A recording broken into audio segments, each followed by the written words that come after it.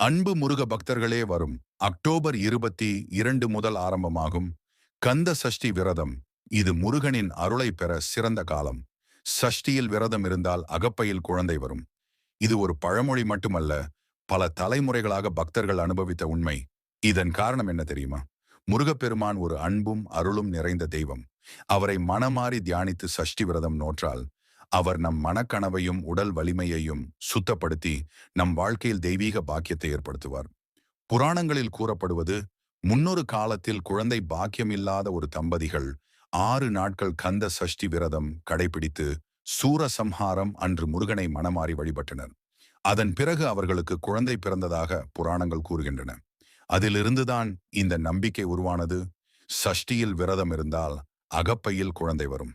இந்த விரதம் கடைபிடிக்கும் போது செய்ய வேண்டியவை: 6 நாட்களும் சைவ உணவு மட்டும் உண்ணவும், காலை மாலை முருகனை தியானிக்கவும், கந்த சஷ்டி கவசம் பாராயணம் செய்யவும், சூரசம்ஹாரம் அன்று தீபம் ஏற்றி முருகனை வழிபடவும், விரத முடிவில் பால் அல்லது இளநீர் அர்ச்சனை செய்யவும். முருகன் அருளால் குழந்தை பாக்கியமில்லாத தம்பதிகளுக்கும் ஆசீர்வாதம் கிடைக்கும்.